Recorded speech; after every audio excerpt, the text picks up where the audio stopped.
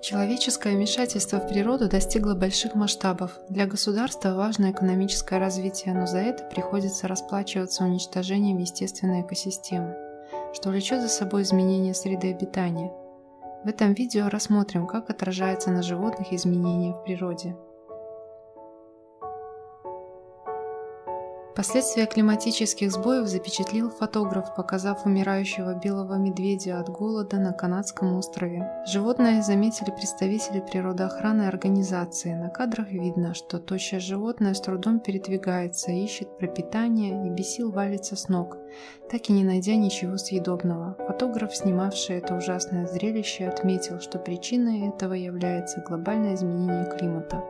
В последние годы зима в Арктике стала короче, из-за чего льды тают раньше, а медведи не могут охотиться на моржей и морских львов. В итоге они не успевают накопить достаточно жира, чтобы пережить спячку. А вот что происходит с птицами из-за аварийных разливов нефти? Даже незначительная утечка нефти при ремонте, перекачке топлива вносит свой вклад в загрязнение моря нефтепродуктами.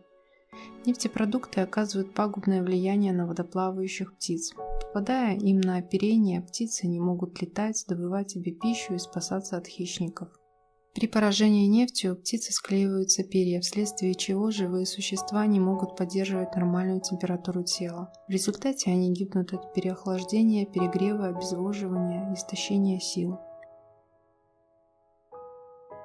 Рассмотрим причины необычного выбрасывания морских обитателей на берег. Люди находили морских животных, которые непонятно почему выбрасывались на берег, по крайней мере, с 1 века нашей эры. Этому причиной есть разные объяснения, связанные с естественным отбором.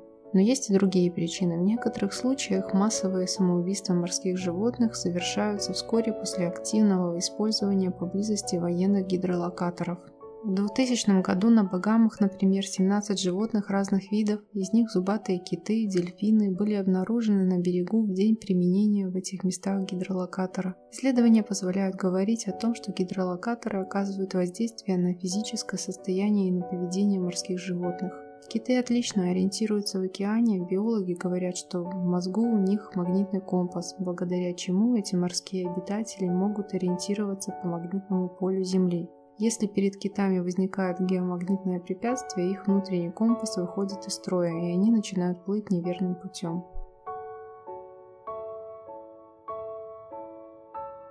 Существует угроза исчезновения орангутанов. Большую часть своей жизни орангутаны проводят на деревьях, по которым передвигаются с помощью очень длинных рук. Они находятся под угрозой исчезновения в дикой природе во многом из-за уничтожения мест обитания. Из-за добычи пальмового масла вырубаются и сжигаются пальмовые леса. В наибольшей опасности находятся леса Индонезии, Малайзии, где обитают самые крупные семьи орангутанов.